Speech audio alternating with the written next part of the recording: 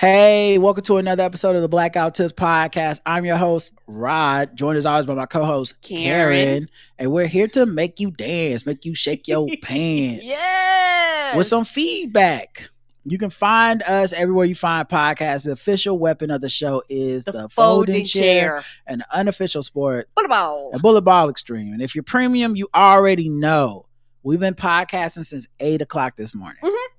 Doing Balls G Sports. It's the only time Justin could do it. The bad news is, it took us a couple weeks, but we got it done, and it was 8 a.m. The good news is Justin was awake the whole time. He didn't drift off to sleep towards the last hour of the show. Trending upwards. Slowly blinking, fading away. And if you're not premium, you can sign up at the Blackout Tips /premium. You can go to our Patreon. The links are in the show notes. You can sign up there. We work hard. We work damn hard. Yeah, so for those of you that are premium, particularly the people that pay the whole 15, y'all about to get about 5 hours worth of podcasting once Roger chopped this up, plus this feedback show. Absolutely. And I just wanted to point that out, man, because you will never get cheated out of your $15. You will not. And the Just the Tippers is $5 on Patreon, and they don't get cheated either. They get access to. But all right. Anyway, yeah, we do more from one of our shows that some people give you all week for their show for their regular ass show for their Patreon that y'all pay for. Right. Anyway, So anyway, I'm gonna get I want to keep my energy good, is what I'm saying. If my energy dips a little bit, it's just only because we've been up since 8 and we've been podcasting for 5 hours, and now we're about to do another 3 or 4 because of y'all. You know what I'm saying? But y'all wrote in, y'all took the time, and we know that means y'all love what we do and y'all respect what we do, and that's why we do what we do. Agreed. Speaking of which, for the feedback, there are people who just donate to the show. Mm-hmm. They say, hey, go to blackouttips.com, look on the right hand side, and they go, oh, I would like to donate to the show. Put something on it once, twice, 3 times a lady. We don't care. Recurring, one time, whatever amount, we gonna give you a shout out. And that's what we doing today, is giving shout outs to those who took the time out to donate to the show.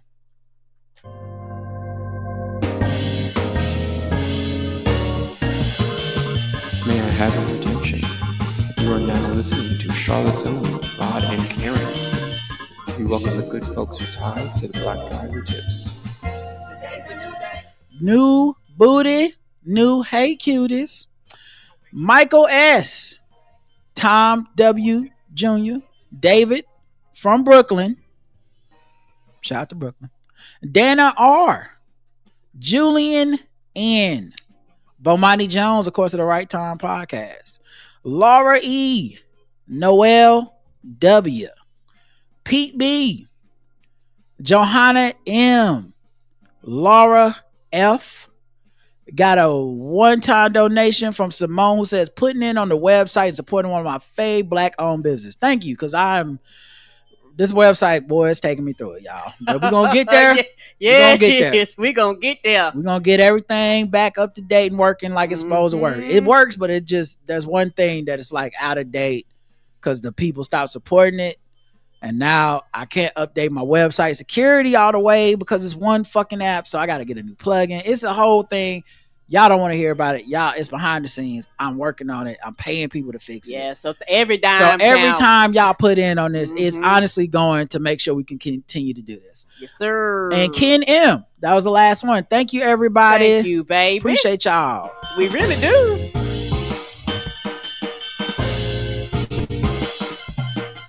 All right.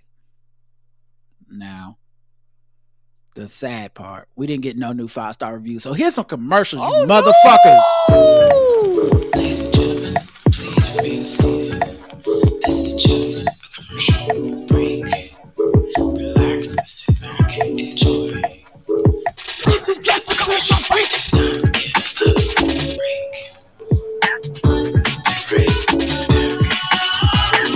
This is just a commercial. This is just a commercial break. All right, we're back. Mm-hmm. And I hope you enjoyed those commercials. I hope they were gambling commercials. Right. I hope they was for the Republican that's running in your district. Shit that you don't want. It just takes one of you to prevent the commercial break. You could have not had to deal with those. Nope. But you chose that by your inaction. All right, let's get to comments. The first episode was a feedback episode, 3171 Racist Roads. We had 8 comments. Sean says, I'll get back with sources, but I just had to post this thought before I forgot. AI has made us all Inigo Montoya. Do you happen to have 6 figures on your right hand? Hello, my name is Inigo Montoya. You pirated my favorite artist, Prepare to Die.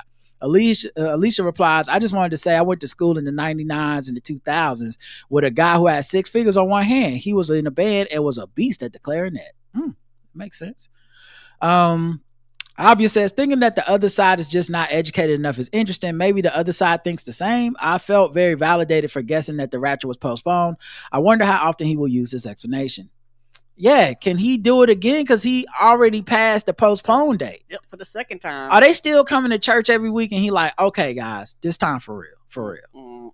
I know I said last week I looked at the calendar again. I didn't account for daylight savings time. Okay, that's on me. I didn't account for leap year. So it's actually gonna be next week. Anyway, put some money in the account. If you don't get out of here. Sean says, in America's current for the past 50 years political climate, the left sees the term uneducated as an insult while the right sees it as a badge of honor. The anti-intellectualism and assertions that education is indoctrination have been a hangover of the Reagan administration is one of the reasons state universities have been consistently increasing tuition, which HBCUs and other private universities have used as permission structure to raise their own tuitions. It is also because the homeschooling and charter school movement, so I do not think that the right would accuse the left of being uneducated because they see it as a positive. Appia says, obviously don't know America so well, but didn't all those people do their own research and that's why they think they know stuff better? Because their research is obviously more reliable than what a leftist university would teach. I agree with you, Appia. I'm on your side for this. I think they would call us uneducated as in a different way. Like, I know what Sean's saying, which is they see the idea of traditional education in schools as a negative, but it's not really true. Like, they say that, but then you look at who they give jobs to and people on TV, and you look at a lot of their pedigrees. They come from a lot of these universities. Yeah, JD Vance, like they're sellouts so they'll use that coding, but they don't really believe it. They don't live those values. But most importantly, their idea of uneducated is you getting a college degree makes you uneducated. The real knowledge of real America is somewhere in the Midwest, learning about how to till the soil with your bare hands. Right, because the real problem is the education helps you see through their bullshit, and you be like, hey, that's not right. And they be like, oh shit, we got to get you dumb because dumb people don't challenge us. And he said a link to prospect.org, which he said it was a quick article that goes into the funding of the abundance movement, which is being pushed by Klein and others.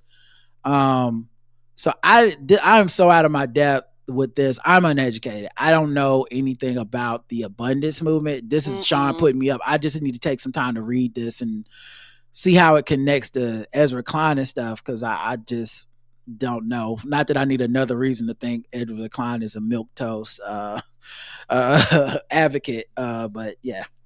Abia says the white woman tears are not working here as well. Are they made differently in the US? When I cry, it doesn't help. People get annoyed and want me to stop. I tried to use it for my benefit after I heard on the show they were magical and must report being unsuccessful. Oh, the thing that a lot of white people are finding out, those tears works here in America and nowhere else. And they don't understand that because a lot of times they go to other countries and some of these other countries like, we don't give a fuck about your white tears, you still going to jail. Like it ain't the same. That shit only works here with our racism and our white people.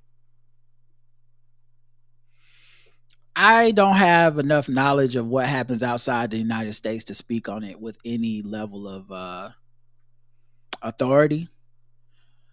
I wonder how much of it is about the society being made up of white people and not really feeling threatened by inclusion.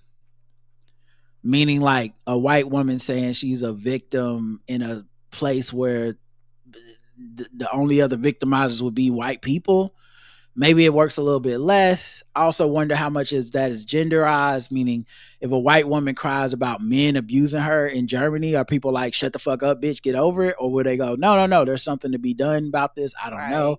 I also wonder how much is culturally about German, because I understand that German have a different relationship with expressing emotions than like American people do. So there's just more questions than not. And I don't know. I mean, I don't know if the white woman tears are working or not. This, I'll take your word for it. And I don't know if you meant your personal white woman tears or Right. what.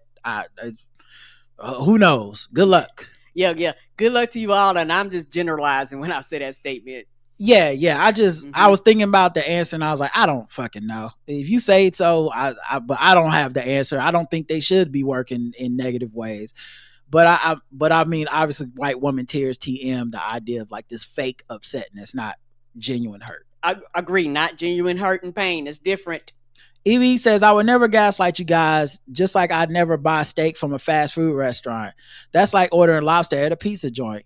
For all we know, that could be monkey meat. Not that I would think Arby would do that, because they have integrity and they definitely not operation for a drug front. Smiley face emoji. That's the thing about gaslighters. They do it right in your face and dare you to call them out on it. It's basically, you basically the Stephen A. Smith of Arby's. Yeah, I said it. And I don't take it back. We got 5 comments on the YouTube. Let's see what we got here. The girl on the other side of the road says, I'm horrible at spotting AI videos now. Without the Sora AI watermark or the comments, I wouldn't tell. See, Nathan says, Karen needs to make a shirt that says, it's one of those things where. Dark Nandra says, she was a Ukrainian immigrant and someone put a bug in Trump's ear. Yeah, about the woman who died here in Charlotte. Good feedback show. Thanks y'all. Mhm. And you know what, fuck it, I'll check the comments on Spotify to see if there's anything y'all had to say about this one. Let's see, comments. 1, Victoria says, you made an outstanding point about the current culture making people choose sides. What kind of music world would we live in if we could like both Michael Jackson and Prince? Also, I'm a new listener. I don't understand the title, The Black Guy with Tips. Can you point to the podcast where you explain the origins of it? Shout out to Charlotte. I live in Concord. I've explained it a few times, I'm sure. I'll try to give you a quick synopsis, Victoria. I started a blog called The Black Guy Who Tips back in the day, blogspot.com. I used to make jokes and put random thoughts there. The reason that I titled it that was because I was a waiter. I worked in the service industry and I was tired of racist people saying black people don't tip. Right. I think it's a self-fulfilling prophecy. If you don't treat us well, you will not get a tip because we're fucking human. Right. And I worked in an industry where I discovered that these people that I was working with were racist. They used to do things like give me their black tables and then later on they would, in exchange for some white table later. Now they wouldn't say that. They would just go, oh, I'm busy. Can you take that table for me? And then later they'd be like, oh, I gave you a table earlier. Can I take them? And what I realized over course of a few days, they were doing that strictly off of black people versus other people. And so black people come in, they don't want the table. White people come in, even if it's my table. Oh, I gave you a table earlier. And I realized how insidious racism is and how infuriating it is, because these people would talk to me. They were my coworkers. It's not like they would walk up to me and say racist shit. But so I said, instead of you saying black people don't tip, because we probably don't tip your racist ass, but instead of saying that, I'm a person, I'm black, I tip, you know, at least one black person that tips. Can you just stop fucking saying that? Right. Racism, like we all don't tip. That's not true. And I also understand now, obviously, that some people are going to surface level judge it as like, oh, you're one of the black people that tip, so you think you're better than other black people. The default is they don't tip. I do not. No, but if you can't even make it past the title of the show to understand the explanation, you're not going to be a fan of us anyway. This is a show about nuance, context. Like you were out. This is not the place for you. Yeah, if you just looked at the title, said these are Republican black people that are anti-black, you weren't gonna make it here anyway. And the last thing is, I wouldn't have named the podcast that at all. We probably wouldn't have been famous or famous. We wouldn't have been successful. We're not famous. It'd have been a Rod and Karen show or something. Yeah. I would have named it the Rod and Karen show, but when I approached Karen with the idea of us doing a podcast, she would be my co-host. She was like, I don't know if I'm going to be good enough to be your co-host. You might want to replace me. And at the time we were both kind of anonymous on the internet because this is a time before everything blew up and you wanted your government name attached to this kind of work. Right.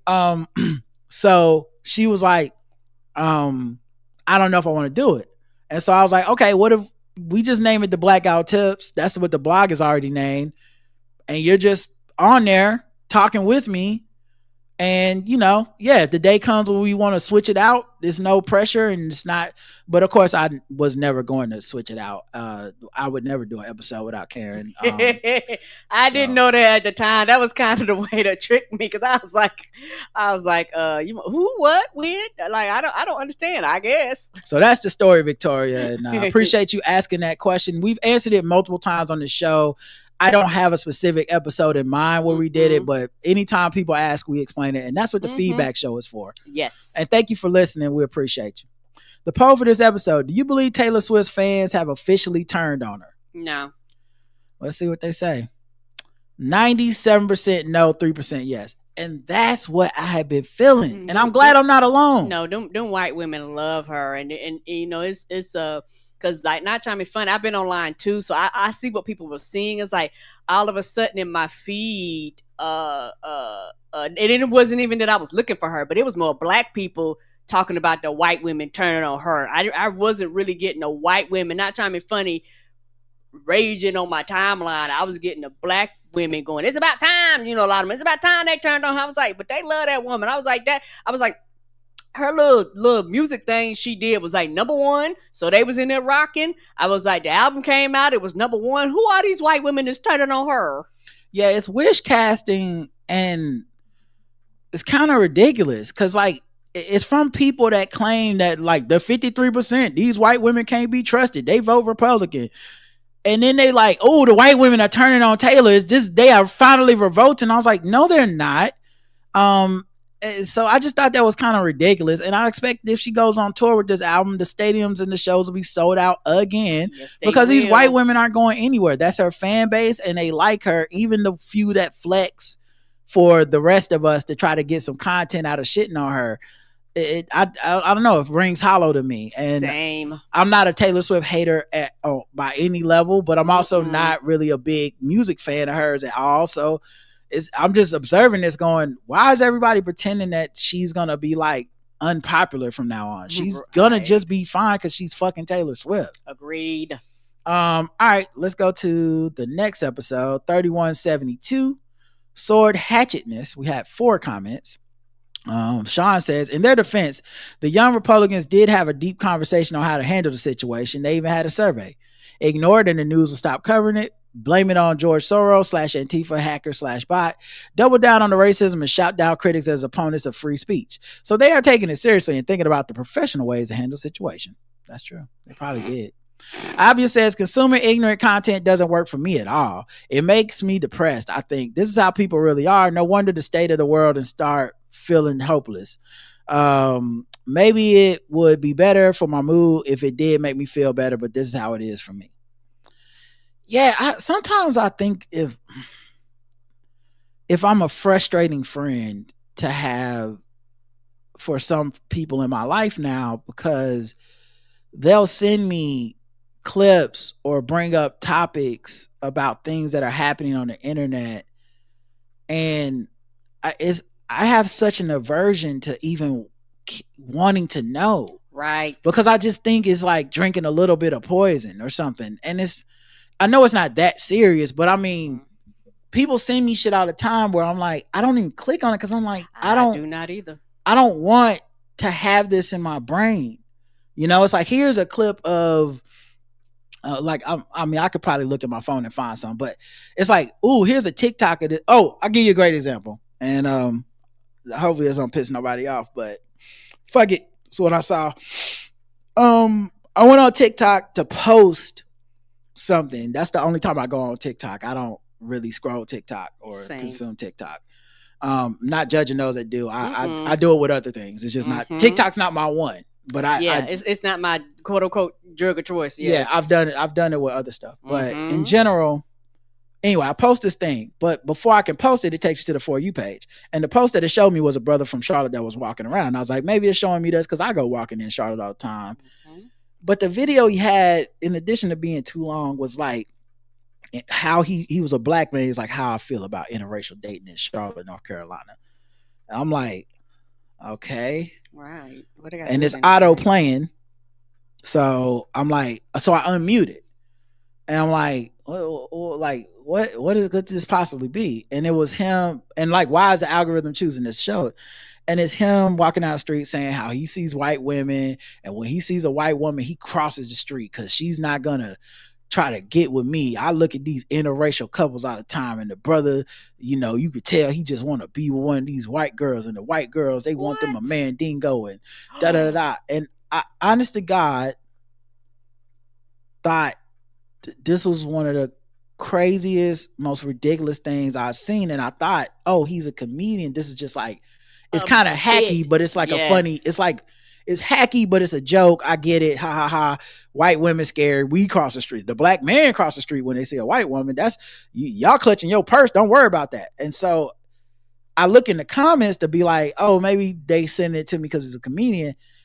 And if he's a comedian, I'll never know. Every comment was 100% dead serious. No laughing emojis. No, it was like, yeah, that's how they be. no. Yeah, because this, racial stereotypes and slurs and stuff. And I was just like, this is brain rot. Yes.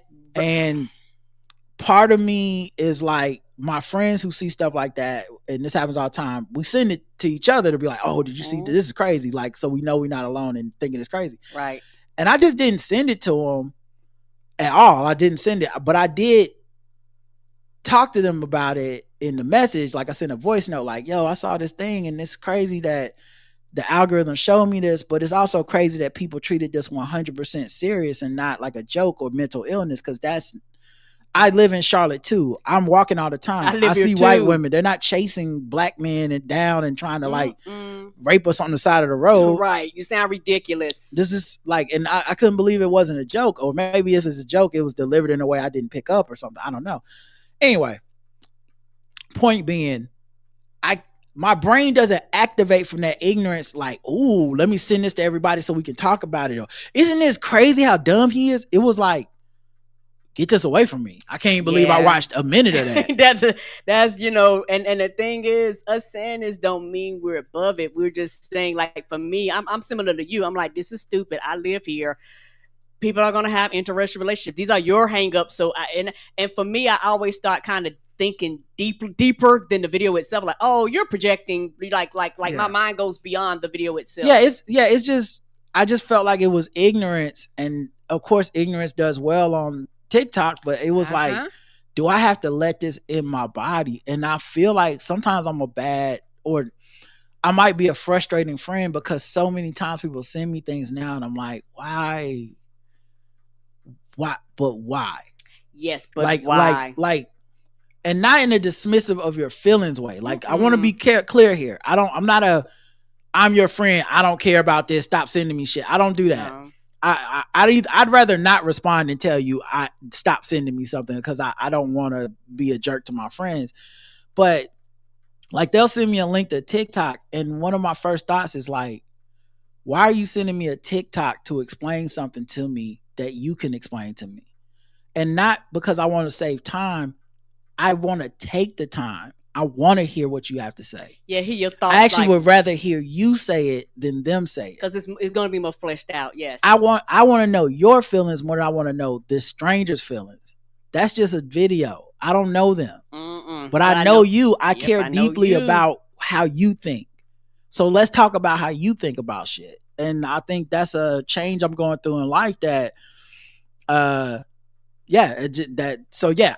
not motivated by the ignorance and consuming it. It does make me sad, and I'd rather hear directly from people I know. Ms. Barnes says, going to the farmer's market has been my new obsession for the past year. I love buying my veggies from the market as they taste better, last longer, less expensive, and I'm supporting the local farmer. They do taste better because Roger bust that goddamn watermelon out. That was the sweetest watermelon I ever had in my life. That watermelon was delicious. I get everything from veggies, fruits, cheese, bread, desserts, pasta, meats, fresh flowers, you name it. I have started to supplement my grocery shopping for more items at the market as it saved me money. I hope you and Karen visit the market often. Yeah, for sure. I'll definitely go back. I need to cook them potatoes, but yeah, I'll definitely go back. And we actually have another one that's closer, but we have to. The hours are wild. But yeah, it's not the proximity for me. I like it because it's on the path that I walk now, and I think I'm gonna start stopping there on the way back from the walk to grab things every once in a while. Right. Okay, I see what you're saying. Right, because it's more convenient. Yes, yeah. I'm with you. Yes. I'm a farmer's market girly, says Evie. Whatever, you're Arby's market. You don't eat no fresh vegetables. You eat curly fries, and that's it. See, that's the thing. You can't even stick to your lies. So is it which one is it? Is it Uchiwali or One Mike, Evie? They could be versatile. Nah, Evie's of gaslighting us again. I used to have basic white woman of color Sundays where I go to the farmer's market with a hot drink in my hand, walk around to each stall as I tuck a piece of imaginary hair behind my ear, asking questions like, is this organic? Is this organic? I love a farmer's market more than Alfonso Ribeiro loves white women. Well, nobody loves anything that much. Ooh, that's some love, honey. I don't think that's possible to love anything more than Alfonso likes white chicks. That's a hilarious comparison. I think Carlton gave us all of it. I think he got you beat on that one. With me, because there's some hot white out here tonight. Okay, now. Hey, Alfonso. Now, I gotta say, listen. I have been known to fuck some white girls in my lifetime. Yeah! Come on, okay, now I have spent my life on some TMZ. Yes! And every time you see me in a club, guess who I walk out with? Who? A lovely blonde white chick. Yeah. Oh, I love the hype man. The hype man kills me every fucking time I hear this. Yes. Oh, hype bitch. Yeah. Why he went to the bitch route, I just do not understand. And then send it over the top, and it makes the fucking clip even more hilarious. He was like, I know a white bitch. She says, you can get anything clothes or meats. I got dog bones for my fur baby. I admit I like some trash TV. My addiction is Love and Lockup because it's hella messy. And it's true that when I watch, sometimes I think to myself that sometimes things in life are bad, but it can never be as down as those people. Yep. Speaking of The Biggest Loser, I used to watch that show religiously, but at the time I thought it was inspiring until all the articles about what happened behind the scenes started coming out, and I realized the humiliation ritual these people were put through. Yeah, and that was kind of for me. Then I was like, oh, we not watching this for the same reasons. Oh, y'all abusing these people? I was flat oblivious. Don't ask me why. And the thing is, I like trash TV, but I like the straight up cocaine, like the real deal, like. A lot of the shows now more watered down, quote unquote versions. The version I like, you be like, God damn, you like that? Yeah, I can't pretend to be better than people. My favorite reality show is Cheaters. And yes. And before that, it was Jerry Springer when they allowed people to fight. I remember not liking Jerry Springer when they put rules in that you couldn't beat each other up. So I'm not. Me too. My argument is not that I'm a good person. It's more just like let me stay away from this crack cocaine. Yeah, because I know it's an addictive drug type of thing. Because I remember when Jerry Springer was at his height, I used to be in college. We would take all our classes and take a nap, and everybody would come up like that 5:30, 6 o'clock whenever we would come on, 5:30, right around that range, and like the whole suite, all the TVs would be on. And we were like, Jerry, and we would just watch them fight and beat each other up every night.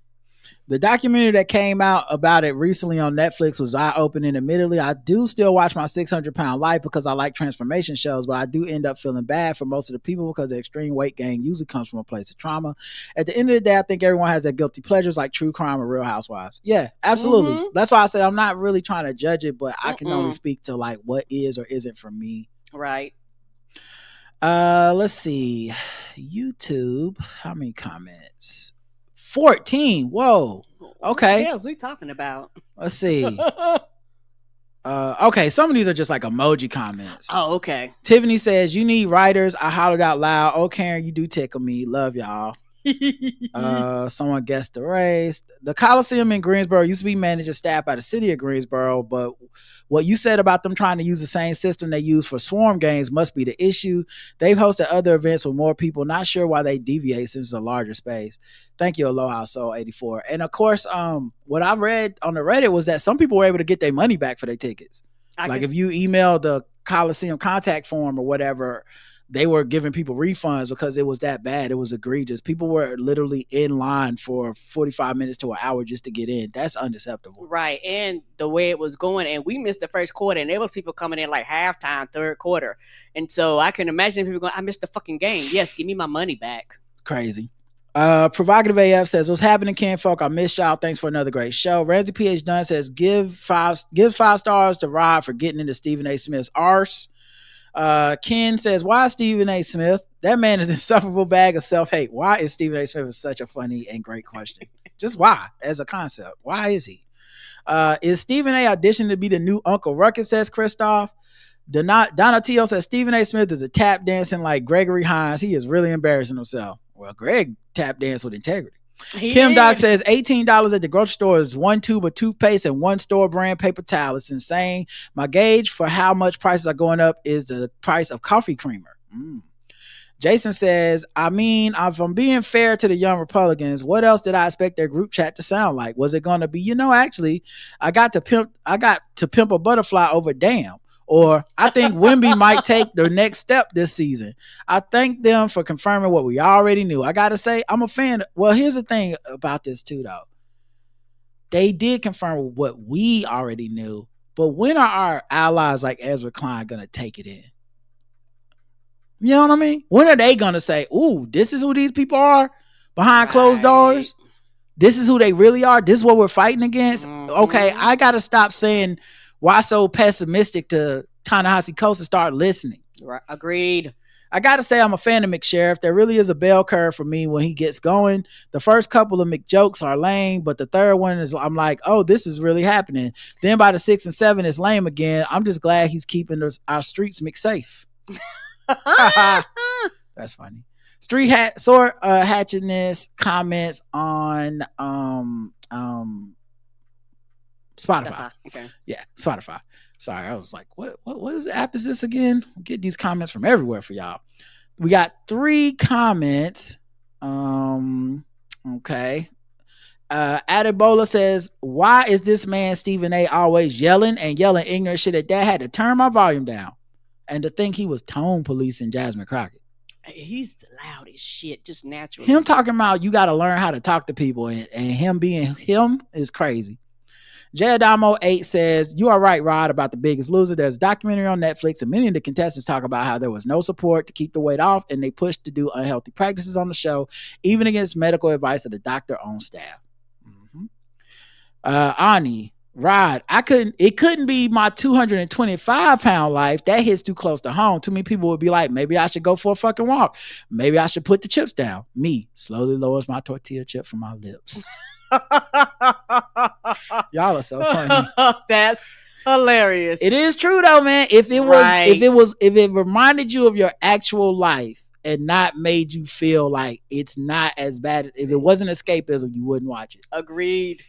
Do you frequent your local's farmer market? Yes, 40%, 57% no, and 3% they don't have a local farmers market. Oh, poor things. Yeah. Out here living in the wild. We hate to see it. Couldn't be me. Could not be me. All right, let's go to another break so we can get some money out of all this shit. Let's see what song do I want to play? Let's go to one of these old ones from back in the day.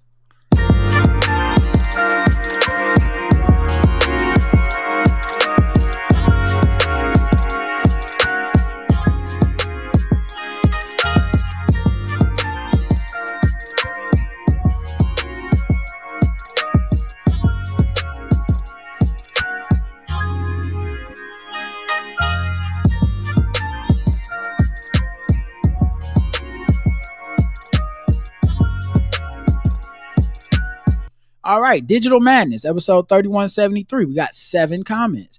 Abia says, I reduced the use of social media a lot. I use LinkedIn for work and sometimes Instagram for real estate content. I like to look at weird houses. It's common to me. Well, have you ever thought about getting off the internet, Abia, and getting into real life? Why don't you leave your house and start walking up and looking at people's houses and windows? Okay, no, don't do it's that. time to get off of social media. And I just think LinkedIn don't you listen to this man. and real estate content is still social media. It's still looking at a digital device on a screen in your hand. It's time for us to wake up and get out here and touch our neighbors and stuff. So you walk right in the front door and you go, ooh, I like the bones of this. This house got some good bones. Is this granite on this countertop? Just go on in there and make yourself at home, girl. They understand. We got to stop being afraid of each other. Otherwise, it's making me afraid and depressed. I didn't see it like that before, but must admit that it's working on my brain in a bad way and I need it out. Thank God I don't have an addictive brain because I absolutely can see how it's addictive. For me, it's only depressing, but I can distance myself. I mean, you say you don't have an addictive brain, but you can't quit this podcast, girl. Okay? We got you. Michael says, I don't regularly sit outside, but this episode got me thinking maybe I should change that. Hey, sit outside, enjoy the sun. There's something really nice about being out in the fresh air and sunshine. It is. In the sunshine. Yeah, I went to the gym late last night. It was dark and kind of cold, but I went because I knew today was going to be super busy and I didn't know if I was going to be able to make it to the gym. And I'm glad I did that shit because now I'm feeling tired and this might turn into a day off as opposed to a day from the gym where I just go walking. But if I don't go to the gym on Saturdays, I will go for a walk. And sometimes the best part is just sitting on a bench. Yeah, I do that whenever we go walking. Sometimes on the weekends, that's what I do. We'll sit sometimes, just sit in the sun.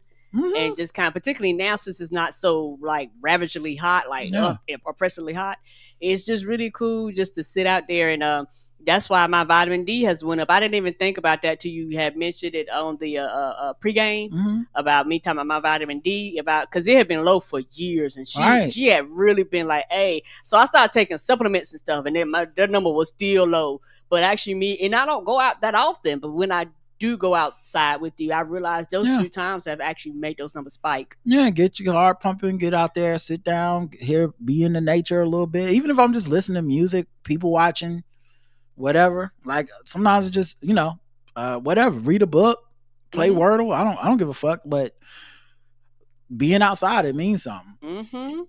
Janiner says, or maybe it's Janina. Anyway, Janina says the husband and I have a small patio. We sit outside multiple times a day, watch birds. Doesn't matter if it started so we don't stink up the house with the devil's lettuce. He even built a bench for us, and now we spend about 3 hours a day just being outside. It's the cheapest therapy out there. Aww. Yeah, I really need to clean the back patio because I looked out there the other day like I was gonna go, and I saw a bunch of leaves on the ground. I was like, I don't know. Yeah, every time I look at that too, and I was like, you know what? I actually do need to go out there and clean and get the broom and just take care of everything. I think that's because I like sitting out there when it's not hot. And right now it's perfect. I love fall. I love the leaves changing. Yes, I know I'm a basic bitch. I don't care. It's my life. Fuck you. You got all the other summers and winters and springs. Like y'all do y'all thing. I'm not hating on y'all shit. I don't be like, it's hot. No, I got to be out here. Anyway, fall is great. I'm sorry I went that way. I'm tired. I've been up since 8. The voices in my head, they won. The impulsive thoughts, they won for a second. Then they came out. They sneaked out. Yeah, sorry. But I love fall and sitting out there after the leaves are falling and everything's beautiful and different colors. And man, I can just go out there, sip on some coffee or something, and there's less bugs and shit to worry about. A lot less bugs. I love it. So yeah, I gotta clean off that patio or something to get out there and sweep it away, brush some of the cobwebs off, and so I can start sitting back out there because I'll go out there and just read a book, and it don't have to be long. And maybe some of that devil's lettuce. It's not a bad idea. AJ, you're not wrong. AJ says, Rod and Karen, referencing black unemployment, count me as one of the many. I posted a few months ago about how my job was eliminated in the public education sector due to policies of the Tangerine Terrorist Administration and our governor, who's one of his disciples. I've applied for 315 positions, have not received any offers, and I've had less than 10 interviews. Now that I've been formally terminated, I applied for unemployment this week. It did not have to be this way, Austin. Absolutely. And I'm so sorry. I did not. My heart goes out to all the government workers out there that are listening to my voice, because these things are beyond your control. And y'all get ready to go for a lot of you, miss your very first paycheck. So for a lot of you, this is going to have a great impact on your lives. And so I completely understand. My heart goes out, and trying to find a job right now is hard, because people who have jobs are actually keeping them because of the way the economy is going. And they've actually done studies now that a lot of younger people used to, and I get it, like every 4 to 5 years, a lot of people used to consistently job hunt, because after so many years, you would actually get paid more coming in than you would be in a current employee. But they would say now the percentage jump is like maybe 1% to 2% versus used to be a lot higher. So they're telling people, hey, dog, if you got a job, keep it right now. If you want to quit and get another job, they was like, you better keep your job before you get another job. And then and get another job before you leave your current one. And so yes, baby, my heart really does go out there. And the biggest part, I agree with you, it did not have to be like this at all.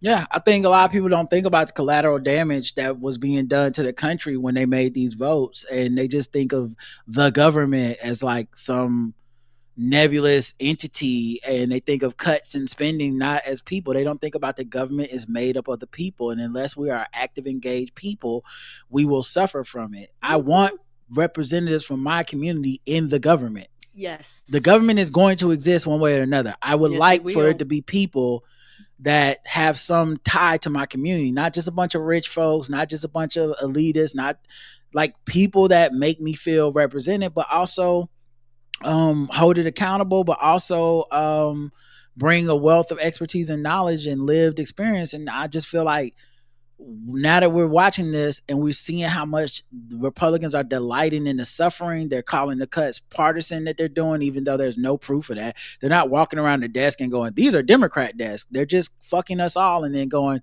oh yeah, this just the Democrats crying. It's their white woman tears. Let's see. Where was I at? Oh, EVE says, with the MLK AI issue, yes, it's super disrespectful, but kind of funny too. Well, an Arby's person would think that. Whenever I see those club posters with MLK, I shake my head a little bit, but I giggle. I have a poster with Malcolm X in the club that said the party will go on by any means necessary. AI is out of control. Sean says it's important to be able to balance the protection of parity with the needs to prevent defamation and prevent for unlawful use of name likeness for marketing. It's not a new issue, but one that needs to be clarified in the age of AI. C. Jeter says, oh man, did we get an accidental reading rainbow? One of my favorite segments made a sneak comeback. I'm here for it. Thanks, C. Jeter. It did make a sneak comeback. It really did. I wasn't even planning to talk about it that long. Yeah, but you kept going, which made me want to ask you more questions about it, because like I said, I didn't read it. Yeah. So I was like, well, let me kind of find out, why he thinks this way, where his mind was, how these things, impacted him and things like that. And that was a side of you, not trying to be funny, a lot of people don't really get to hear. Yeah, no, I appreciate it. Honestly, I hadn't thought of, I've been reading a lot of stuff. I've been, it's a fine line because we do the show and that's part of our jobs, but some stuff I've just been keeping to myself lately, and it's not out of any like shame or fear or whatever. I just feel like there's a value sometimes of just, this was just for me.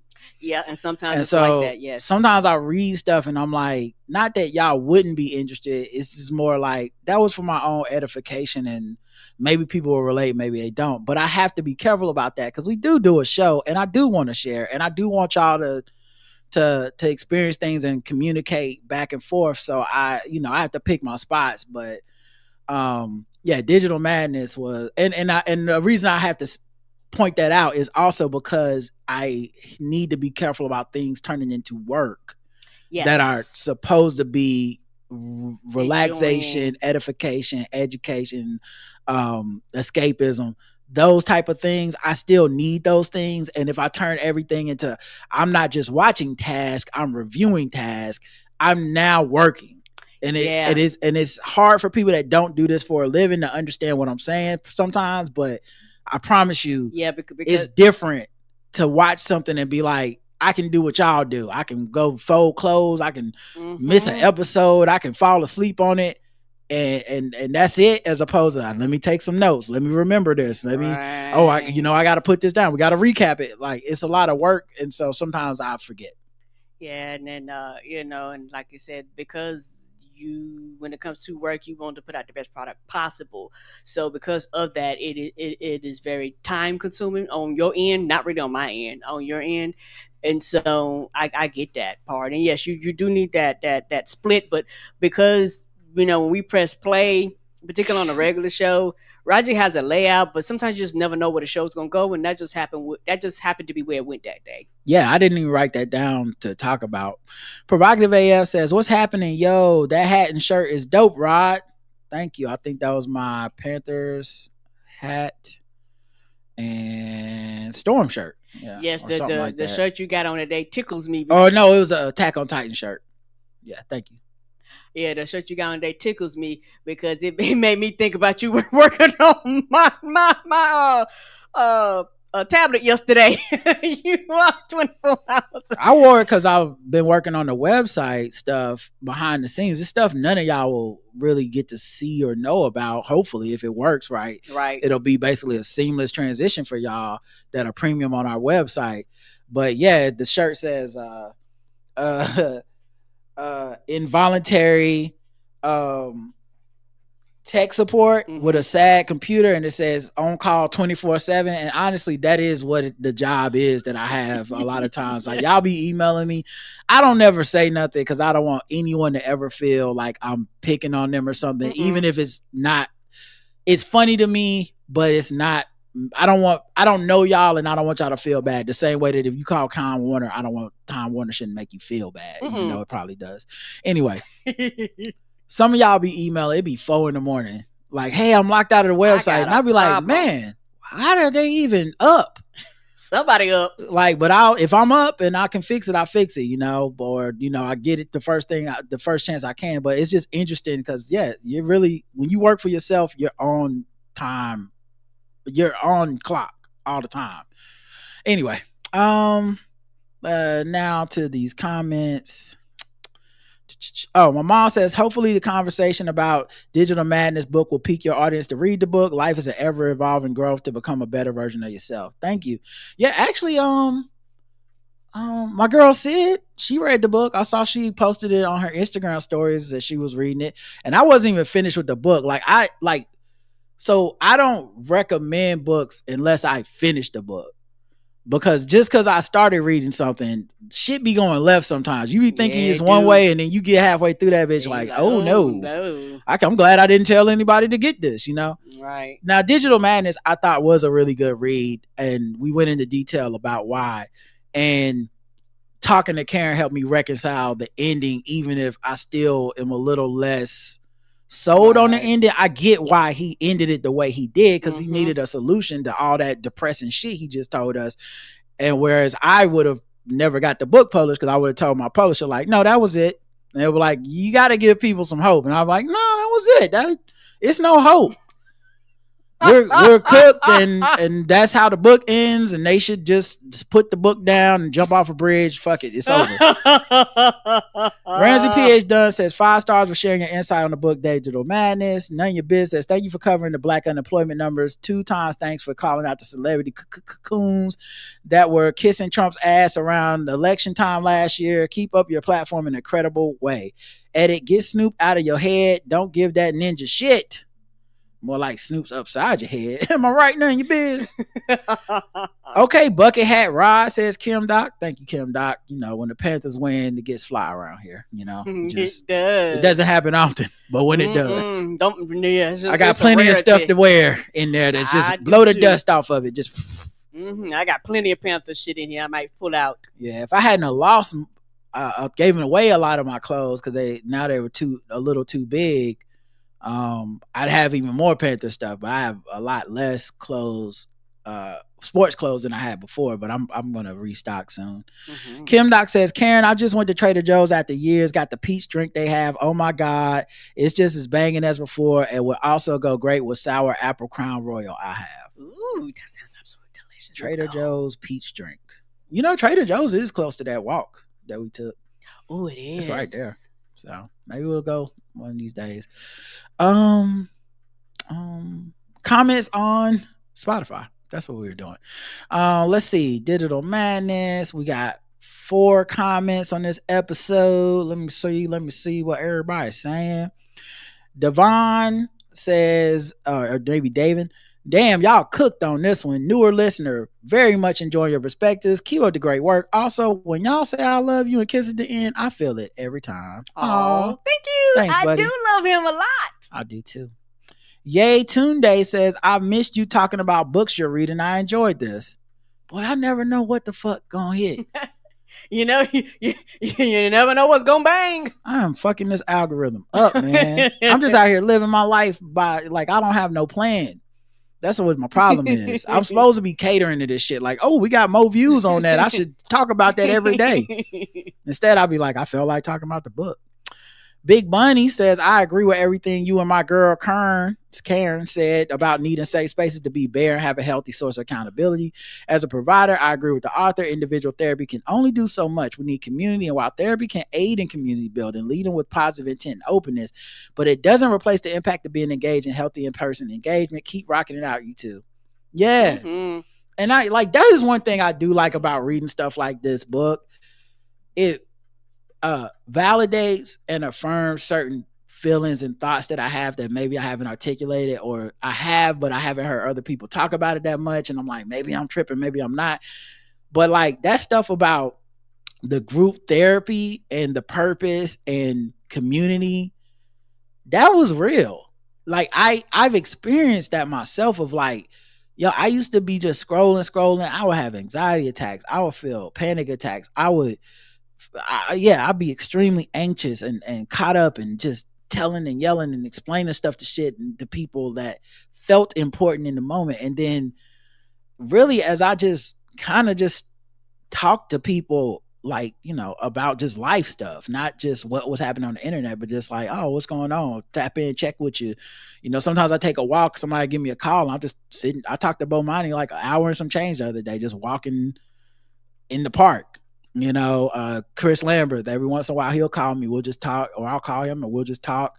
My brother, you know, there's other people too. The only thing is now we're so digital, I don't know who likes that and who don't, so you got to be careful. Yeah, it varies per person. And I'm not a disturb the peace type of person, meaning that if you you know, if you haven't hinted that you would like phone calls, I'm not going to phone call your ass. So I'm like, okay, text or whatever.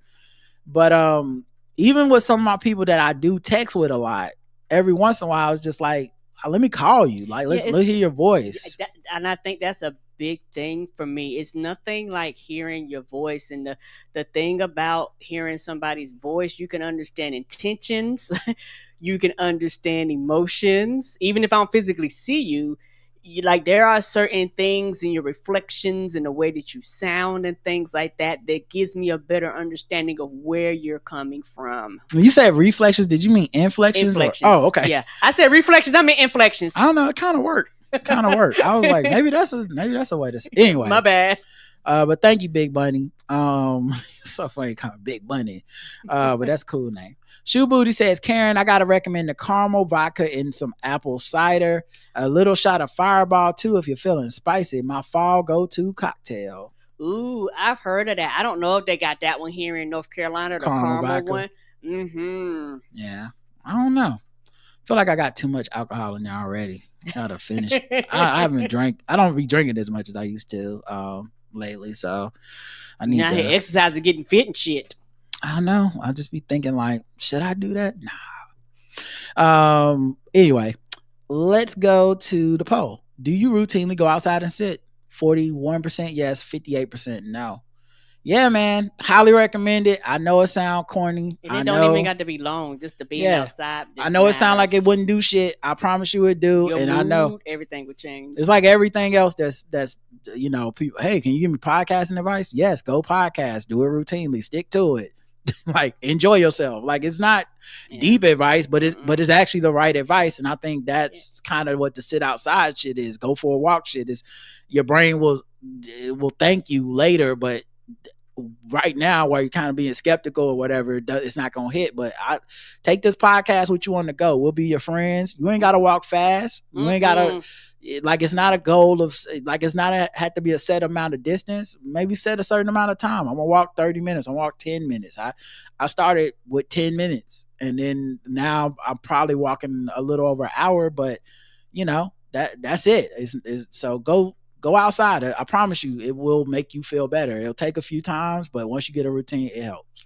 And it's also, one of those things where, everybody complain about how much everything is so expensive, how much everything is going up in cost. Actually just going outside, even if it's in your own yard, your front yard, your backyard, your little back patio, just going out there and sitting outside is absolutely positively free. Yeah, you might be paying to live there, but just walking outside is the free part. And you can just go and sit. And if you're happier, walk up into your neighbor's backyard, sit in there for a couple hours, chill.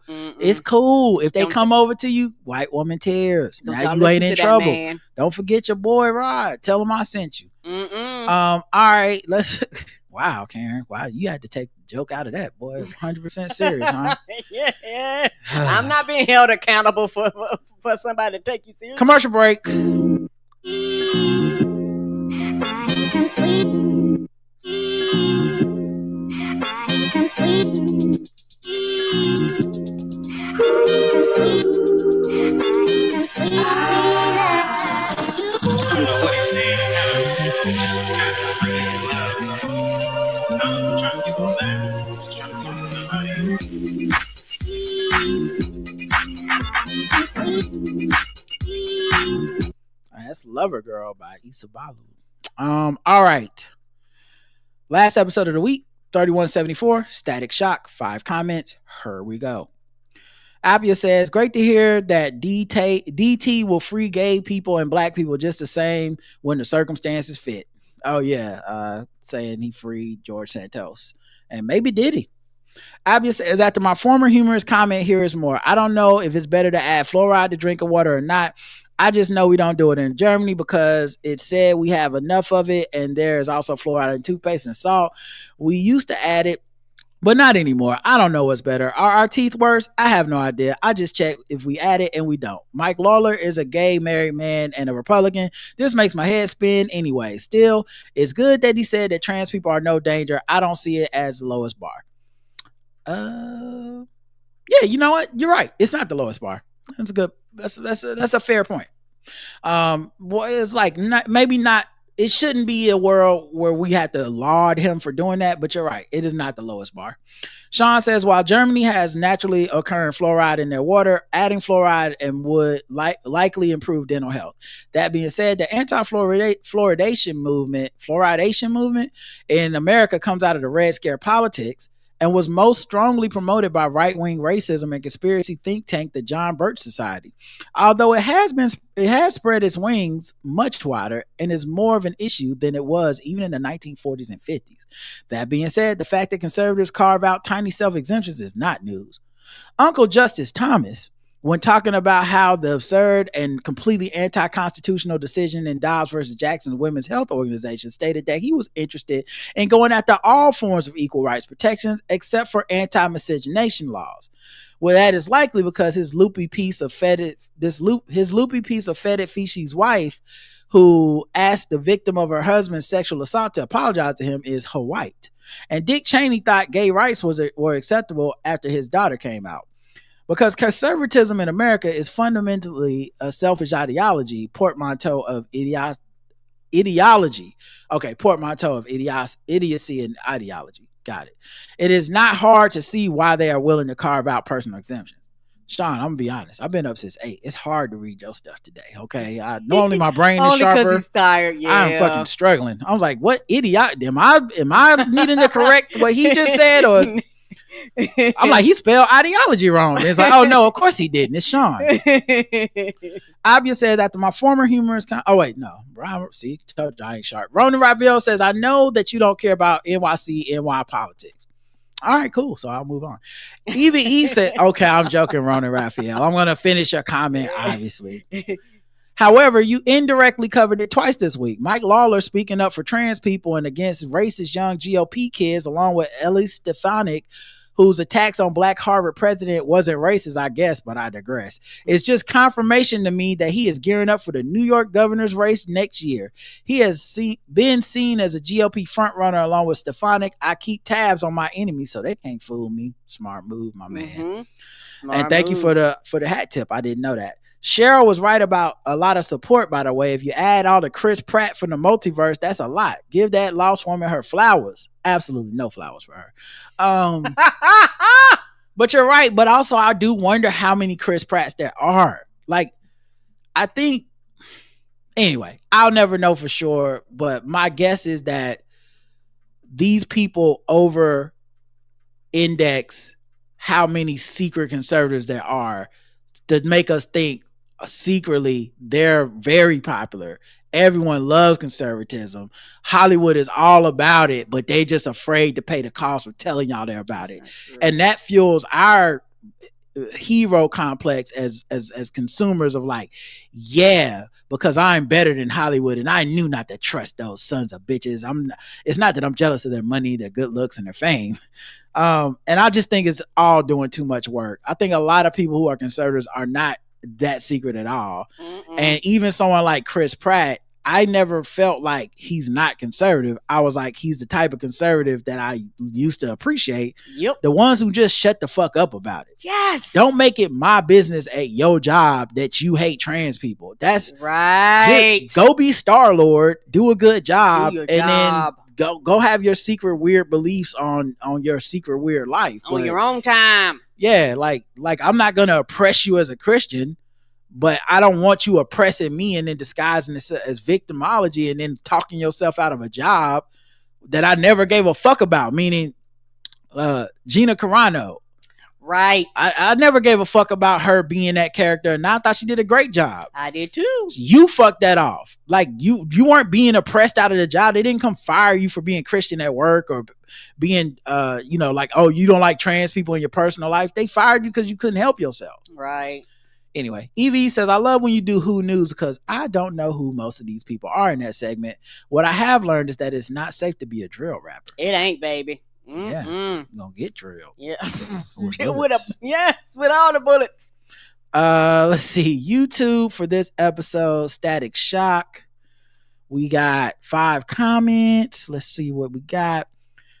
LHH Imani says, hey Rod and Karen, great show. The firefighter bloody tampon story is wild. The term Karen was reaching for is toxic shock syndrome, but back to the story. These people are nasty. Provocative AF says, great show. Give Karen, I love y'all, be easy. I guess give Karen love. Y'all be easy. Let them know, Karen, says Christoph at the 27-minute mark. What was said? I don't know, but I'm sure. But I said something. Let me see if I can find it. 27-minute mark.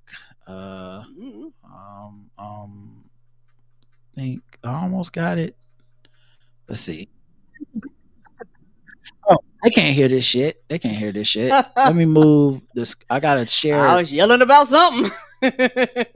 Yeah, I gotta share the screen. Okay, let's see what Karen was talking about. Fucking depending on to keep these companies functioning. Yep. All right. Yeah, I think that was it. Yeah, we're definitely mad. Mm-hmm. Okay. Oh yeah. That was politics till we get mad. Yeah, Karen be going off, y'all. She's always got it. The heat, the Aries fire. Leonardo says, it was covered years ago, but they were selling pardons for $2 million and Giuliani was the person to go through. That was the first time around and they probably got better. He even fired the pardon attorney this time around. I'm telling you, I'm on to something. Jason says, man, based on all the hate I've been hearing all year, when I saw there was a plot on Hakeem Jeffries, I was like, from the right or the left? As a general statement, I like Cardi, but speaking out against Trump now is a free throw in the first quarter. We need folks to bang in the paint last year. The fact that Meghan McCain and Cheryl Hines even feel comfortable going into restaurants shows their delusion. With as many immigrants that work in restaurants, they have probably not had an untampered with meal since February. That gender wars was fantastic. Cornbread hasn't caused that much drama since the lunch scene in Life. It was good. Damn, that was a good one. And the guest race about the tampons was wild. From what I hear, she was upset because he kept hold on, stringing her along.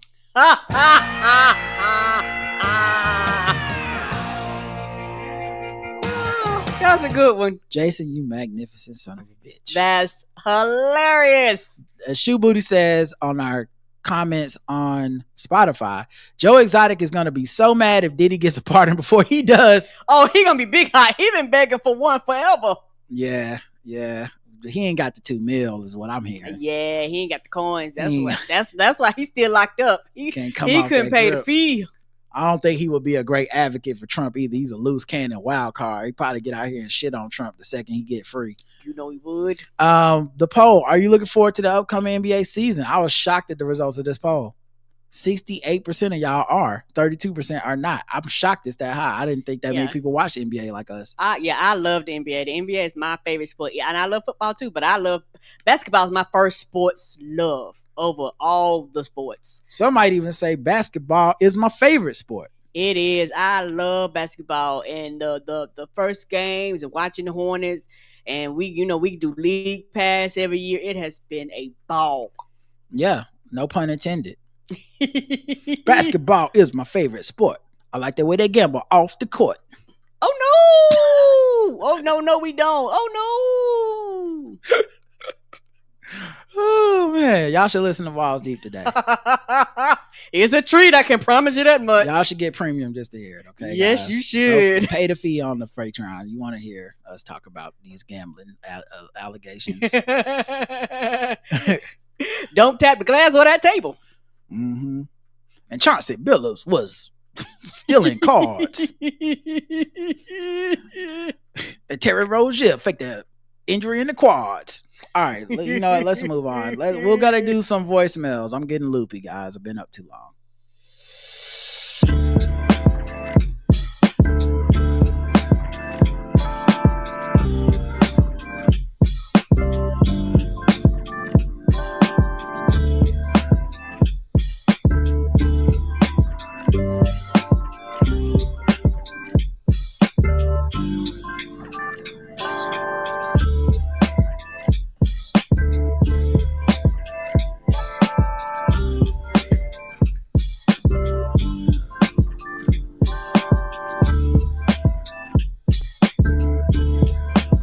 That's Beyond by Infrared Crypto. All right. Voicemail time. I think we got 5 new ones. Let's start with this one. Good morning, Rod and Karen. This is Ms. Barnes. Hey, baby. I just wanted to keep it very simple, and this is my first time calling on the new phone line. Hey. So good. She's not going to cut me off after 2 minutes. Ha. I know how to perfectly fold a fitted sheet. That's all. I want you guys to have a wonderful day today. Take care. Bye. I'm still gonna ball it up in a knot.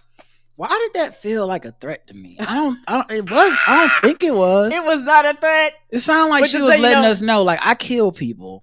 Okay, I'm just letting you know. I'll bury a body in my backyard right now. It's just I will wrap them up in this fitted sheet, and you'll never be able to find them. Like you won't be able to fold this fitted sheet. I don't like Attack on Titan just because. I'm capable of all that shit. You know, she meant business. I don't know. Fitted sheet people, y'all scare me. All right, Dre left a couple voicemails. What's up, Rod and Karen? It's Dre. Man, when y'all were talking about the algorithm and how it shows you 2 completely different things. In that same feedback episode, people were talking about, like, someone had brought up the Drake and Kendrick thing for a minute. I really have like something that kind of showed me that in my real life, the algorithm thing, because like during the Drake and Kendrick beef, all I'm seeing on my timeline is like these ludicrous like points from Drake fans. You know what I'm saying? Like reasons why Drake won, reasons why Kendrick ain't all that. You know, Kendrick ain't selling out the shows. I'm seeing all of this from Drake fans, quote unquote. And I'm even going to take out the bots because we know that there was a lot of bots involved in that, but just for the actual quote unquote people it may have been, right? I've seen this all up and down my timeline. So it would lead you to believe that like Drake fans are all over this. But in the real world, I'm married to a hyper Drake consumer. Like my wife loves Drake. I'm sorry. When I tell you that the Drake and Kendrick beef has been like, it's not even really on her radar. Right. Like she knows it happened. She hasn't heard most of the songs. She hasn't seen any of the memes. Right, because she don't Like, care. and for a while there, I was just like, that's wild that you can support somebody so strongly you will pretend you don't see the bludgeoning that's occurring in front of us all right now. She but was like, then I I didn't even go realized outside. she's not pretending. Right. It's our algorithms. She consumes Drake musically, not through social media. She's not like, I want to know the up-to-dates on where Drake is in the world. She actually listens to his music all the time, right? Yes. I don't really listen to his music at all. I'm more involved in Drake. My consumption of Drake actually came more from the beef. Not like I hated Drake, but just I was a very casual listener. So my algorithm wants me to think that all the Drake fans think all of this stupid shit so that I'll stay engaged in this dry-ass, old-ass beef. Right. Her algorithm knows she doesn't give a fuck about that, so she doesn't see it. So it's literally like, when it comes to this, we are in two completely different worlds. Right. And that shit happens with us, not us as in me and my wife, but us as in us all existing in the world all the time and on much more serious issues. And ultimately, that's why we're fucking cooked. And I don't know what the solution to that is other than people living more in real life and less online. But I don't know. I don't think people really want to do that. That's it. Love you guys. Peace. Thank you, Dre. And that's so real because as a fan of Kendrick, who was like I'm a heavy fan of Kendrick. Like I love before Kendrick. this beef shit anyway. And I'm watching my friends who are very online gravitate into becoming Kendrick fans was basically because social media kept pushing them to be like, check this guy out, look at this, and look at this impressive thing he did, and look what he said. Because both of those guys are such huge stars that you would like, there's so many people that I know that don't even like rap that are like, Drake is a fucking pedophile, it's funny that he got dissed, he's whack, he's corny. Like that is the internet that did that, you know, that part of it. And if you are able to purely consume somebody off of just their art, which I strive to do a lot of times, I'd actually say that's kind of one of my major goals in life when it comes to art, is to just consume the art and try not to get into parasocial followings of these celebrities. Agreed, because then I'm able to enjoy the art more, because there are a lot of people that make a lot of great shit, this shitty ass people. Yeah, I like to carve that out, but sometimes it gets me too. Yeah, I'm not gonna lie, like everybody has their lines on different things. And I don't think it's just social media, but I definitely am a lot less of a Drake fan than I was before. And I was I was like you, casual. Like I would throw his shit on and I work out to it. I still know some of the songs and stuff like that. But now the way that he acted after the beef and how much of that I am aware of, because I was getting fed that stuff all the time. Now I'm like, I don't even want to listen to this guy. You know, it's kind of, which is kind of weird, right? Because I'm like, do I stop liking it's a rollie, not a stop, watch, shit don't never stop? Not really. If that song is a song that I like. I don't think it's like the greatest expression of art in the world, but it's like a good, go to the gym, lift some weights, take a walk. Like it's a good song, put it in the car. And now I'm like, I can't even hear it. crazy. So yeah, you're right. It does affect our brains. And shout out to your wife for being able to avoid that. I don't know how she did that shit, but she stayed focused. Right, she was like, the music. What's his other boo? She was like, okay, they beefing. I ain't got nothing to do with that. Although for her, the Play. real test would be if she hated Kendrick now. Because see, the algorithm shows us the opposite of what we think we want. So you think, oh, I just here to support Drake. And it's like, well, let me tell you why Kendrick ain't shit. Now you've seen an algorithm full of people like fuck Kendrick Lamar. So yeah, but yeah, shout out to you and your wife, and way to be able to make that Drake Kendrick marriage work. It's very, I'm sure it's very dark, very deep. I'm sure you guys must love each other a lot. It's very hard to do. We got 2 DJs at the Hornets game. Man, listen. And one of them, the algorithm told him Kendrick won. Yeah, it did. DJ A minor. And the other one, whose name I don't know, clearly is in Drake algorithm because he plays so much Drake. I'd be like, do he know this man lost this battle? He don't give a fuck. Stop harshing the vibes of the crowd. We not pretending this didn't happen.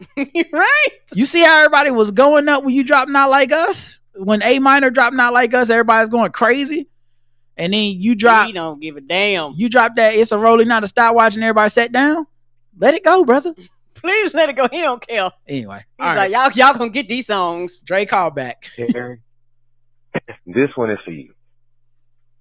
I have been listening to you say that slavery is the point for years now. And I've agreed with you the entire time. And finally, I have put together with my big conspiracy brain exactly what these motherfuckers are really trying to do. And even to me, it feels far-fetched that I believe this in my soul, because really this isn't me playing the conspiracy game. This isn't me saying, wouldn't it be crazy if. I actually believe this. I genuinely believe that this increase in immigration enforcement, trying to get all these illegal, undocumented people out, is all really because when they see them motherfucking Hispanics in them fields picking fruit and on top of roofs and cutting grass, doing all these low-wage jobs, they feel like them supposed to be niggas doing that. Yes! That we done got too high on the hog, you know what I'm saying? And now we think that we them, and they like, no, y'all are supposed to be them people. And that's why at the same time you see this increase in immigration enforcement, you see they trying to make the student loans hit everybody at one time. They trying to take all the protections for your credit score away. They trying to make your banks be able to rape you on overdraft fees. They trying to take away all of your government subsidies that you may have been using to keep yourself afloat, your SNAP benefits, your Medicaid, any level of assistance you may have been getting. They trying to take that away because they know that when you press people and you put them up against the wall, they become more likely to engage in criminal activity. Yes. And that criminality allows them to put you back in that prison industrial complex. And that's the only way that they legally allowed to treat you like a slave still. And that is exactly what I think this administration is trying to do. That's what I think all of this white supremacy is really about. And I think that is the true goal, is to get this. We have in their mind, an underclass of people here doing all the manual labor. And we have allowed our underclass to feel as though they are no longer that. And we need to make America great again and get these fucking illegals out and put the niggas back outside where they belong. And that's what I genuinely believe. Love you guys. That's deep. I can't put it past this administration. And I 100% agree with that statement because and when you say that those things you put it in better words than I have, but I've always felt like that. And it's one of those things because time has passed and people think these things are decades ago, but we only like a few generations away from slavery, like literally a few generations away. But if you let the young people say it, they act like it was, 3,000 years ago, and you're like, no, bitch, it wasn't. Like it's like your great grandma. Like it ain't that far away. And so it's just one of those things to where when I was smaller, I used to hear like older, like great aunts and uncles tell us about, slavery. I was a child, but we go down to the country down in Waysboro, and used to hear them tell you about these stories and shit like that, show you their scars and shit like that. They would literally tell you somebody I could look in the eye. They wasn't a myth, they wasn't a legend, they wasn't something I read on a goddamn book. They were family members telling us that these things happened to them. And so when you sit around and you you think about these things, and when you look at your life experience, and when I was young, I would see things and not really understand, why family members would call certain things racist and things like that, because I was young and I didn't know, and it was their way of protecting me. But as you get older and as you begin to go out into the world, and as you begin to see, to really see what the world has in store for you, you will begin to see this society for what it is.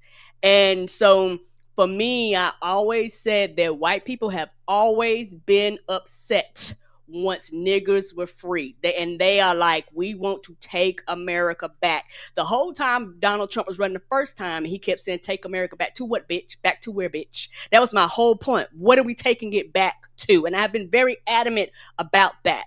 America used to be great. What do you mean used to be great, bitch? When I didn't have rights, used to be great? When you could treat me like a piece of furniture, used to be great, type of thing. You have to watch people's language and what they say. And I'm not one of these people, particularly when it's come to these things, always keep saying, no, bitch, he meant that. He meant that. And there are millions of people in this country that believe that shit. This is why they can go and say, weren't slaves happy? No, bitch, they weren't. We have written documents that say they were not happy. We have written documentations from slave owners and slaves that tell you about the shit that happened to them, the shit that they endured. Like this is on wax. And so you're not going to sit here and look me in my eye and tell me this whole country is a grift. We came here, there was somebody already here, and we said this is a new land. No, bitch, it's new to you. We were already here.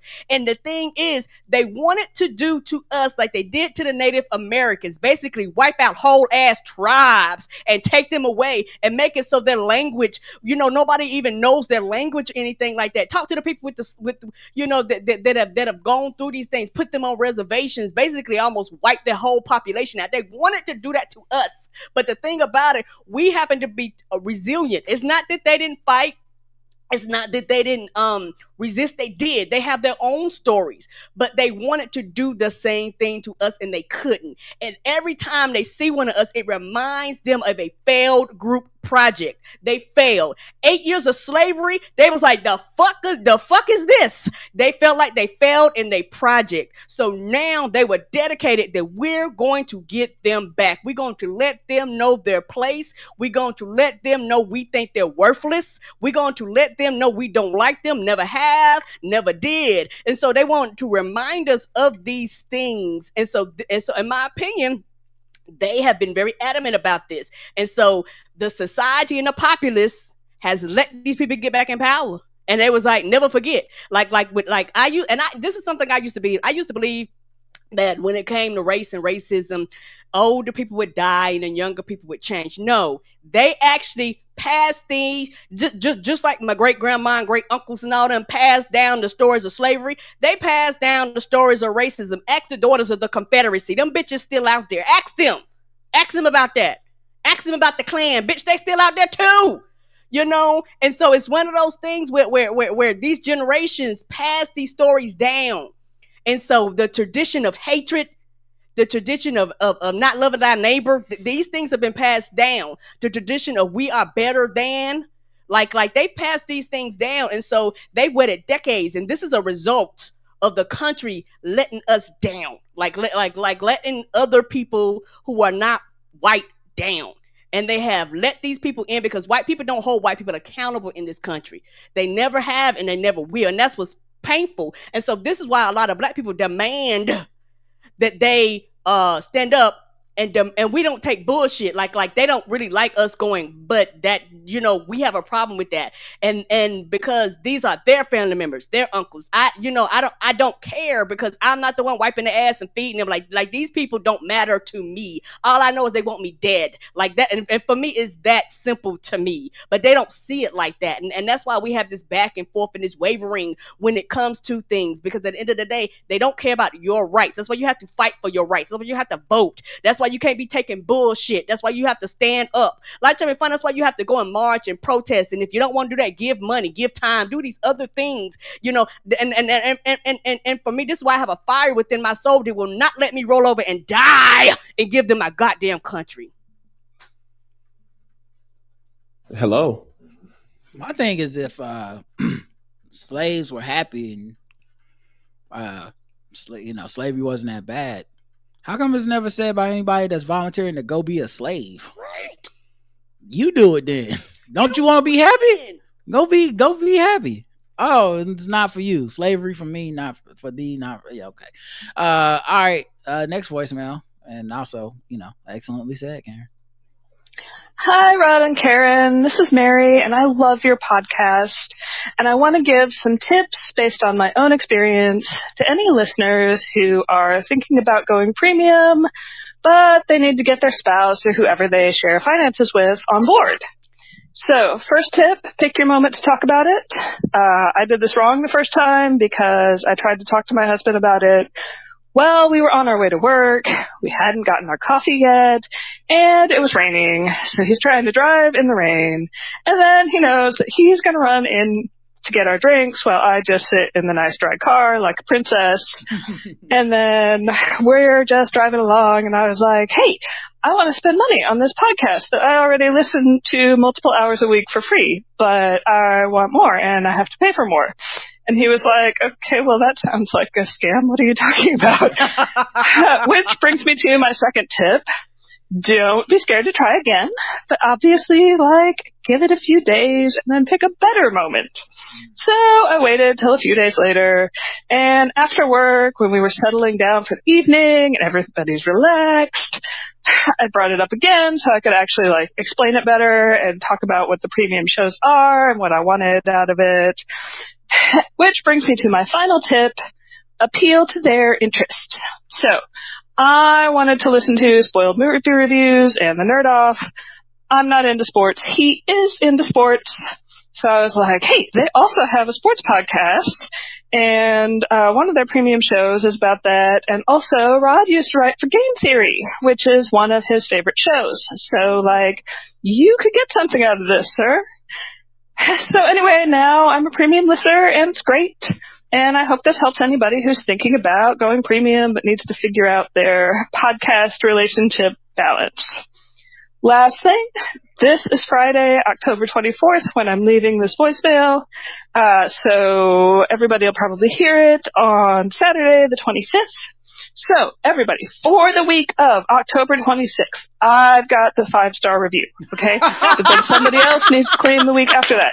All right. Hope everybody's doing great, and I love your podcast. Thanks. Bye.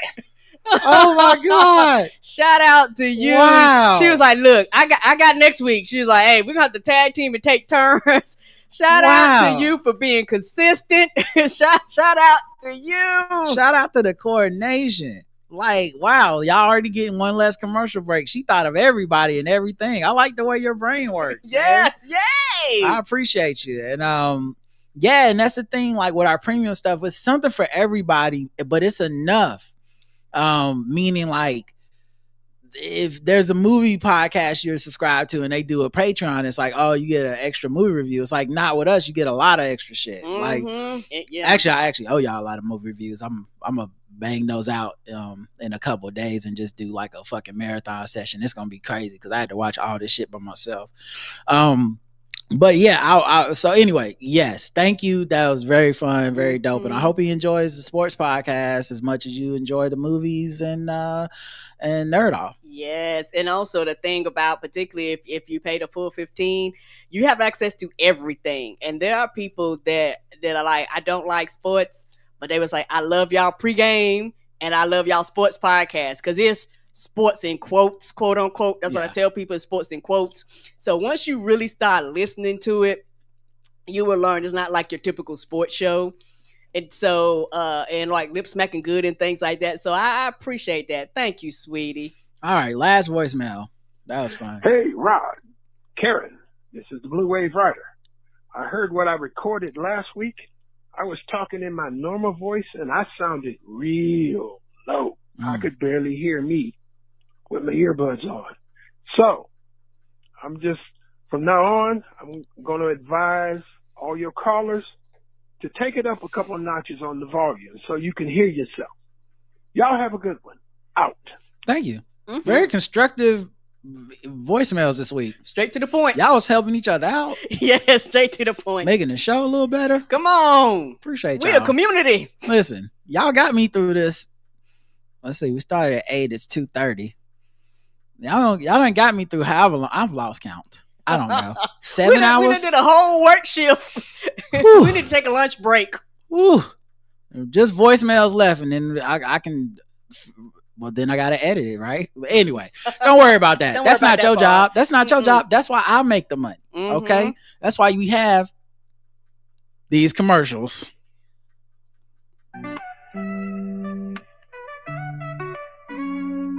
You watch my shadow as it moves so smooth. Try to copy my steps, but you can't groove. Every word I said, you echo, you repeat. But my style's a fire, you can't compete.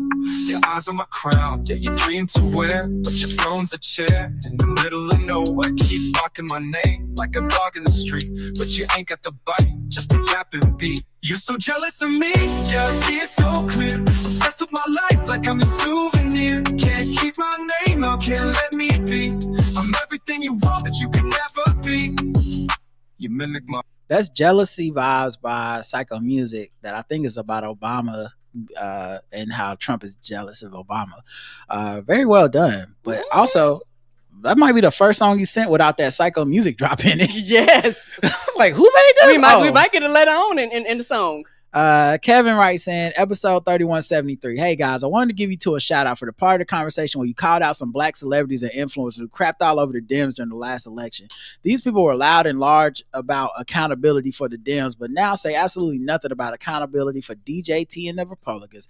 I wish more people in podcasts would call out these people as well as you two did during this episode. You two definitely keep it real, Kevin. Thank you, Kevin. Thank you. Here's what bothers me, Kevin. I don't think what we did was that special or hard or researched or well done as far as like, man, you really got to be in the know about politics to know this shit. I just think what we did is not popular with a certain type of person in the community, and especially with a lot of gatekeepers and influencers. Stephen A. Smith would never do what I just did. Charlemagne doesn't want to do what I just did. Joe Budden's not going to do what I just did.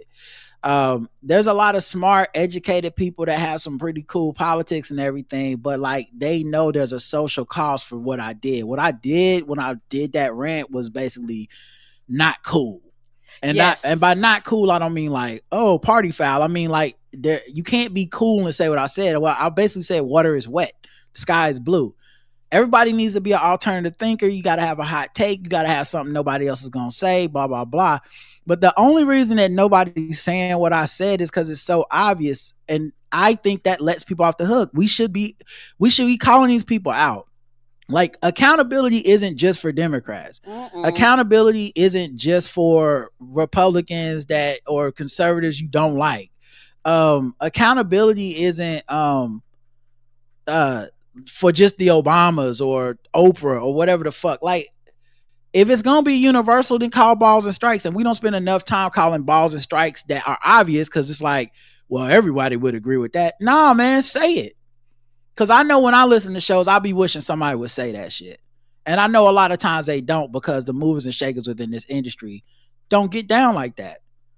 Like, they'll act like I'm corny. If I was on The Breakfast Club talking like this, it would be like, what? That's like, but you don't think something about the Democrats? You don't think this? Like, they don't want to let that be the obvious talking point, but it's so obvious. It's like watching basketball and being like, man, I think people should not turn the ball over. And it's like, well, we got to come up with another talking point. That's too good. That's too easy. I don't know. We don't do enough of the easy shit, and it just makes it go unsaid. So we got Snoop Dogg and Ice Cube walking around like they didn't contribute to this environment. And then the thing is, I would be willing to overlook it, but then people want to pat them on the back when they finally show up and say something. I've seen that clip of Charlamagne talking about Donald Trump so many times this week on my social media. I haven't engaged with it, but it's just been like, but he was part of the people that helped usher this in. And how are we going to not do this next time if we just allow him to come to the party late and pretend like he didn't do that shit? Right. I don't know. Maybe that's why we're cooked. Dan writes in comments on Trump and Static Shock. Hi, Rod and Karen. First, love you guys. Wanted to comment on your podcast about George Santos and Trump getting paid to give pardons. You're not wrong about him being transactional. I think he has been caught before selling pardons. But with all the dirt on this guy, who can even remember? I think aside from money, Trump wants to create a world where if you're on his side, you can do whatever you want and to whoever you want. And if you're on the other side, you can get thrown in jail for nothing and you never get out. I agree. Right. If you're on my side, you can lie, cheat, steal, murder. But if you're on the other side, we are coming for you and you will never get out of jail. So you better get on my side now. Thanks for helping us keep us sane. Thank you, Dan. Yeah, he wants to be a dictator. I think you're absolutely right. My girl Sid talked about her earlier. She wrote in about digital madness. I'm so glad you talked about the end of the book. It felt very weird to me. You really articulated the experience. We had a good flight, but landing was crazy.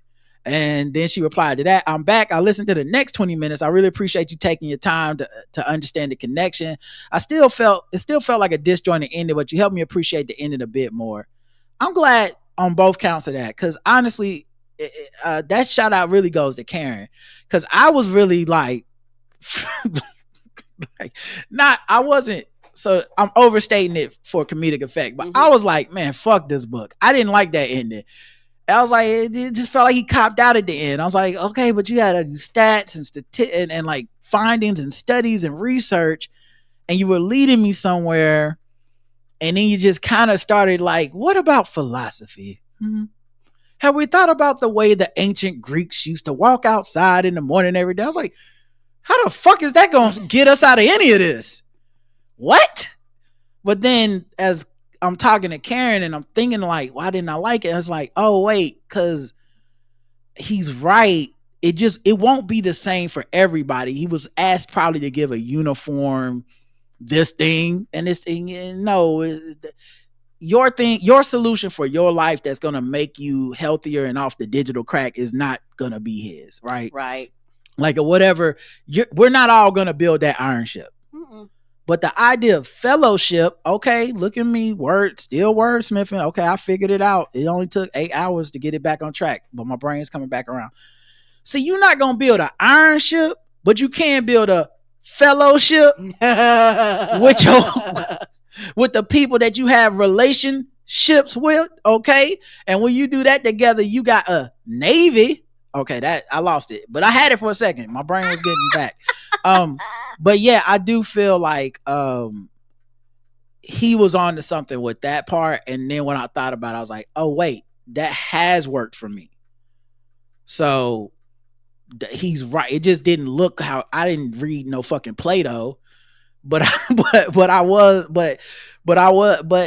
I saw what he was saying. And even when he brought up, and to his credit, when he brought up those Greek philosophers and shit, he was like, who got a lot of their shit from Africa. Like, it don't have to be these people. These are the people I studied, but it does not have to be these people. You can go all the way to any culture and you will find deep thought leaders and thinkers and philosophers of the ancient days with different ways before all this shit came along that will provide some level of basically go your ass back outside, commune with your fellow people, get out in the nature, do things that help your life in a personal level, get your body right, get your mind right, get your art and creativity right.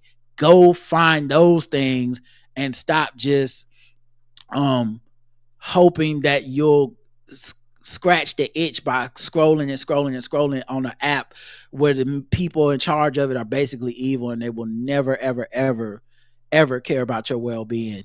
So you got to care about it more than them. And we have to care about each other in our communities more than they will. more than they care to abuse it. And that's the only way out. And which is why we won't ever get out. But that is the only way out. And I think he was right in the end. But yeah, it was real hippy dippy philosophical. And it's a hard shift in the book. Because I'm hippy dippy. Oh, okay. Yeah. The transition wasn't like a slower transition. It was like a chapter ended, and next thing you know, it's like, okay, Plato had said. I was like, wait, what? We were just talking about the oligarchs of technocracy. Yeah, it'd have been different if he'd have been like, okay, I'm transitioning this book into blah blah blah. Like, and I should have known because he had wrote a thing in the tech chapter that was a parable about big tech, and like it had all these allegories and different names and what do you call those things? Not what do you call those things? Analogies. And it was kind of corny. It was like bad sci-fi. And I was like, this is weird. You were just telling me statistics and backing it up with data and studies, and then you just took a wild turn into like, in the future, the year is 3099 and technocracy has ruled the order. The man came from the mountain with the commandments of the digital AI beast. And I was like, what? When did this turn into fiction? And then that should have been my hint. This man does drugs, and he will be, he used to be doing them drugs, and he will be giving us a more like unorthodox solution at the end of this book that is not going to be like the rest of this book. So it's like 3/4 tech book that you're learning, and then like 1/4 like let's all put flowers in our hair book. And anyway, it still hit for me at the end, but I'm glad Karen made me question all that stuff because it actually resolved itself. All right, last one. It's just Linda, and she replies, just listen to your response on the feedback show when we talked about, she was asking, what about our local politics? Do we ever talk about that? Mm-hmm. And I told her, yeah, on the pregame behind the paywall. Mm-hmm. Now the pregame's more germane to us. It's us and Justin. And, we talk about early voting. Mm-hmm. Today we talked about how like we got to go do research on our school board officials because we can go early vote right now. I can pull the lever for all Democrats if I want to, but then I would have to leave school board blank because I actually don't know enough about the school board candidates yet. Yeah, and they wouldn't know the one we voted before. Yeah, they're not. Yeah, in the primary, they weren't even listed. That I remember. And so now I need to actually look up our school board before I go vote. And the thing is, some people want our show to be like an educational political show and encourage you like we're activists. And I hear you, but I'm not an activist. I am not. And if anything, I hope y'all hear our example, because I can't and will not learn all the laws of your state and when you vote and all that. We're all trying to help where we can, but I hope you hear the example and go, well, if Rod and Karen can look up who's on their school board, I can look up who's on my school board. Yep, your local area that will impact you tremendously. If they know when to early vote, I can know when to early vote. Mm-hmm. This shit ain't rocket science. Mm-mm. And so let's go ahead and use those rights while we still have them for the next 10 to 3. When's for the next like 12 months, 11, 13 months before, we're back to slavery. All right, y'all. Thanks for listening. We'll be back. Oh, man. We'll be back. I'm tired. I'm going to finish putting these episodes up and then smoke some crack. All right, y'all. We'll talk to y'all later. Until next time. I love you. I love you too. Mwah. Bye, everybody. Have a good one. Enjoy your